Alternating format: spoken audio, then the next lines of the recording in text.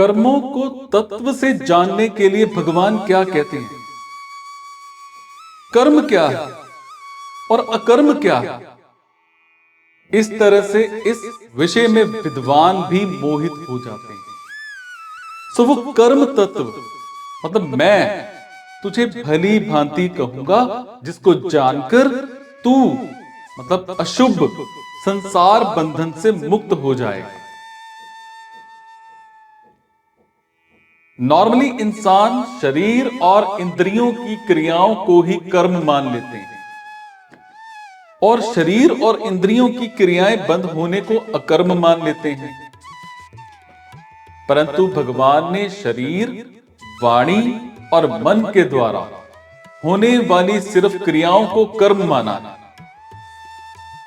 भाव के अनुसार ही कर्म की संज्ञा होती है और भाव बदलने पर कर्म की संज्ञा भी बदल जाती है।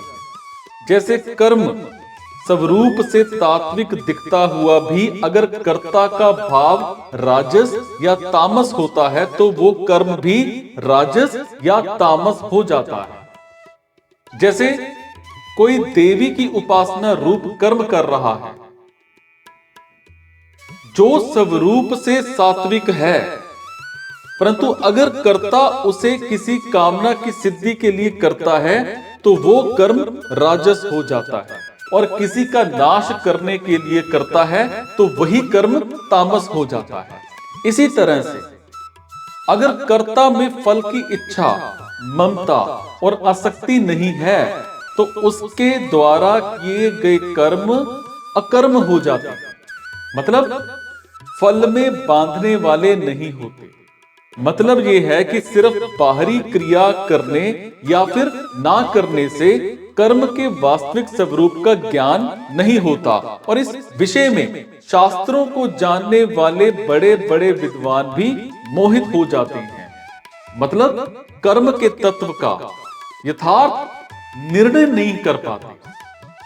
जिस क्रिया को वो कर्म मानते हैं वो कर्म भी हो सकता है, अकर्म भी हो सकता है और विकर्म भी हो सकता है। अकर्म भी हो सकता है और विकर्म भी हो सकता है, कारण कि कर्ता के भाव के अनुसार कर्म का स्वरूप बदल जाता है। और इसीलिए भगवान मानो ये कहते हैं कि वास्तविक कर्म क्या है, वो क्यों बांधता है, कैसे बांधता है, इससे किस तरह मुक्त हो सकते हैं। इन सब का मैं विवेचन करूंगा, जिसको जानकर उस रीति से कर्म करने पर वो बांधने वाले ना हो सके। अगर मनुष्य में ममता, आसक्ति और फल की इच्छा है तो कर्म ना करते हुए भी वास्तव में कर्म हो ही रहा है, मतलब कर्मों से लिप्तता है। परंतु अगर ममता, आसक्ति और फल की इच्छा नहीं है तो कर्म करते हुए भी कर्म नहीं हो रहा है, अर्थात कर्मों से निर्लिप्तता है। मतलब यह है कि अगर कर्ता निर्लिप्त है तो कर्म करना अथवा ना करना दोनों ही अकर्म हैं। अगर कर्ता लिप्त है तो कर्म करना या फिर ना करना दोनों ही कर्म है और बांधने वाले। समझ गए?